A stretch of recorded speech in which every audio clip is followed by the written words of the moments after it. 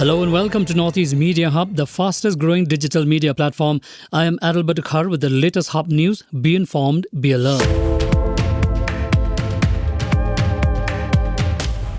Tourism Minister Paul Lyngdoh on Thursday announced that Shillong's iconic Watts Lake will soon be officially retransferred to the Tourism Department, paving way for a major revamp. The Watts Lake is currently with the Forest and Environment Department. Speaking to the media, Lyngdoh said the decision was taken during a meeting chaired by Chief Minister Conrad K. Sangma.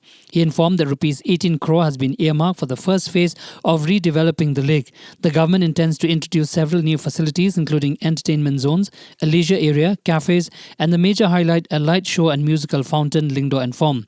As part of the upgrade, the lake will also remain open to visitors till 10 p.m. He added that the approach road to the lake will be expanded to accommodate the expected increase in tourist footfall, which is projected to double following the redevelopment. The Khasi Students' Union or KSU has requested the intervention of the Shillong MP Dr. Ricky A.J. Sinkon into the need for the Northeastern Indira Gandhi Regional Institute of Health and Medical Sciences or NIGRIMS to review the roster, register and recruitment rules through its governing council. We humbly seek your intervention in the said matter for the growth of the medical institute. The institute needs to review its roster, register and its recruitment rules through its governing council. If nothing is being done, NIGRIMS will be set for depriving conditions and lower standards in the upcoming years. KSU President Lambok Starwell Marngar said in a letter handed over to Sinkon during a meeting held here on Thursday. Referring to the ongoing recruitment in NIGRIMS, which was advertised on March 22, Marngar said various posts was advertised which include nursing officer, storekeeper and others in grade group B and C, and the union found various anomalies which are detrimental to the growth and welfare of the medical institute and as well as to the interest of the indigenous people of the state. Professor Sherwin M. Sungo has tendered her resignation from the post of Pro-Vice Chancellor and instead proposed to function as Vice Chancellor in charge of the Northeastern Hill University. In her letter to the concerned central authorities, Sungo said that considering the prevailing situation in the university and demands of the stakeholders, it has been difficult for her to function as Pro-Vice Chancellor under extreme pressure. In the given circumstances stated above, I prefer to tender my resignation from the post of Pro-Vice Chancellor and will function as the Vice Chancellor in charge by virtue of being the next senior most professor as per status 2 clause A 5I of the university with adequate administrative and financial power with immediate effect, she wrote.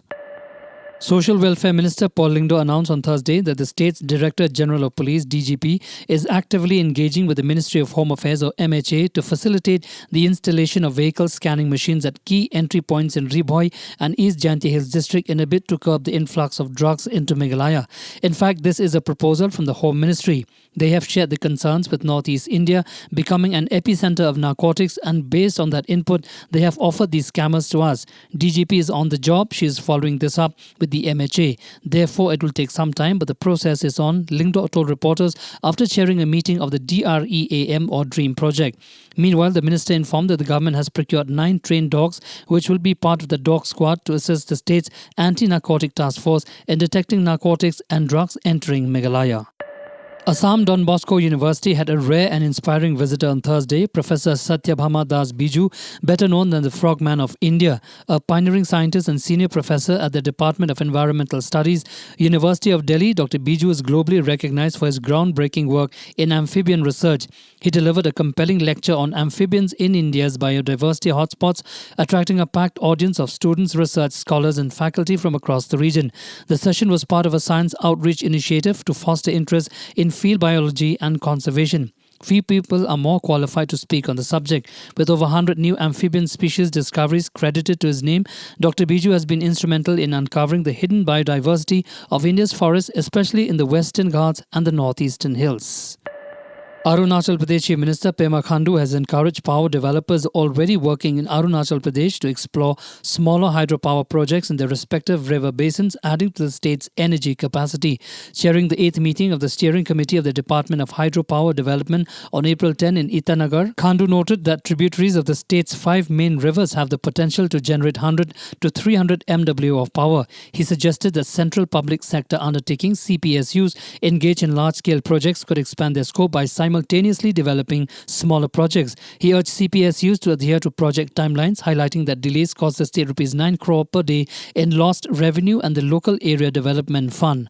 Thank you for listening to Hub Podcast. For latest news and updates, follow us on www.hubnetwork.in. Download Hub News app in your mobile from Google Play Store and Apple App Store. For promotion and publicity, write to us at info@hubnetwork.in. Thank you. Kublesh Shibon, Mithela.